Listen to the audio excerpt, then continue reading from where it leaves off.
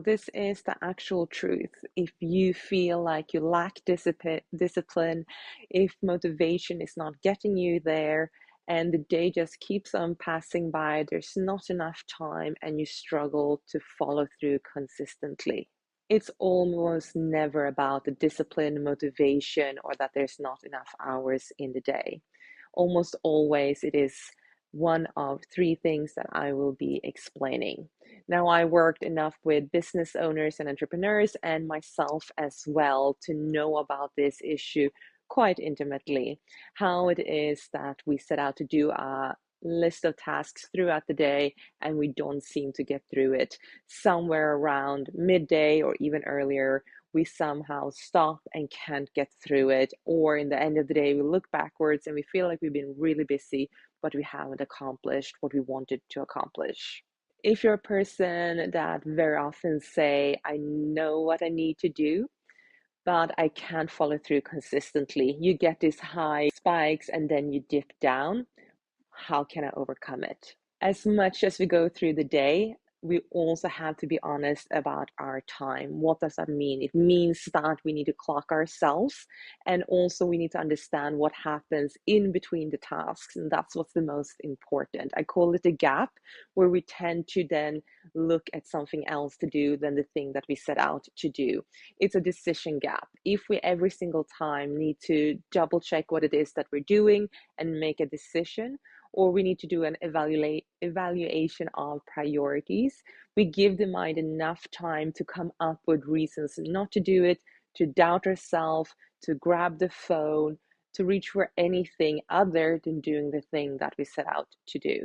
That is not a lack of discipline. It just means that you don't have the framework to support all the heavy workload that you might have, especially if you are a business owner. When the brain finds hesitation and ambiguity, it starts reaching for something comfortable. In this day and age, the comfortable is usually your phone or something else around you scrolling, so you feel more safe and in a predictable environment.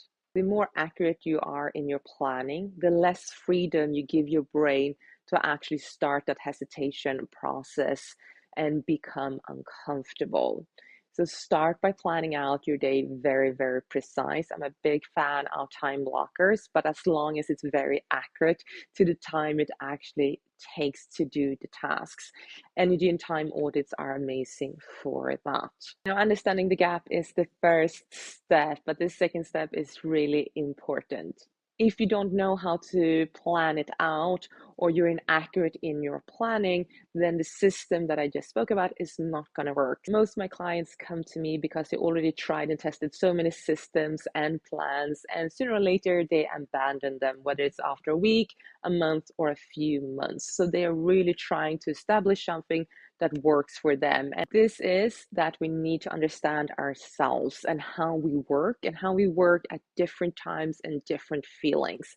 So establishing a routine on checking in with yourself and simply asking oneself, how do I feel this morning, 0 to 10?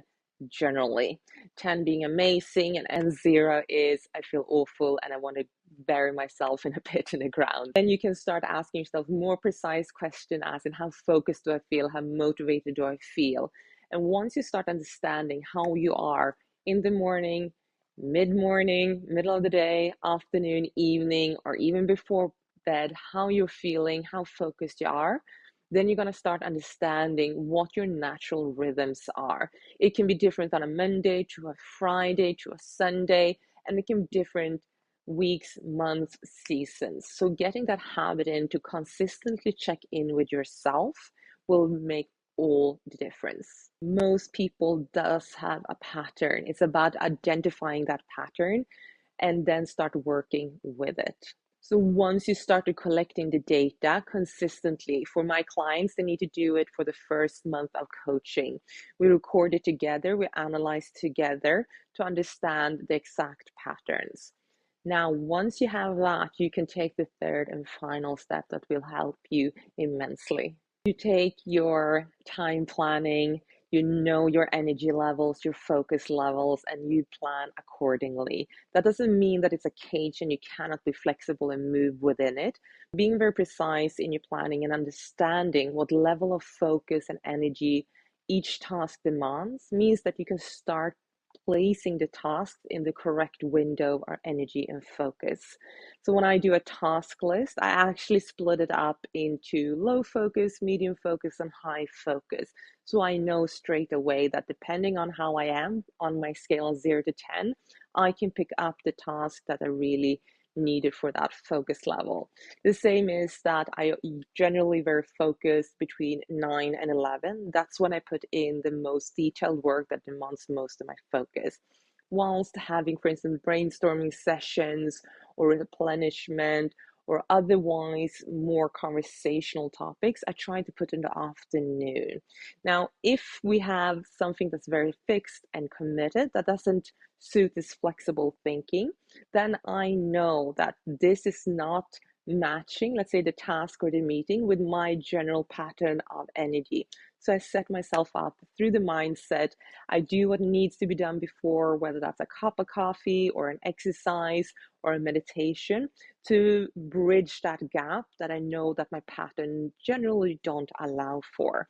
And I become much more precise and intentional in how I go about my day. The key takeaways here are basically that understanding your planning, being precise, so there's less gaps between the hesitation, the distraction, the doubt, and the decision making.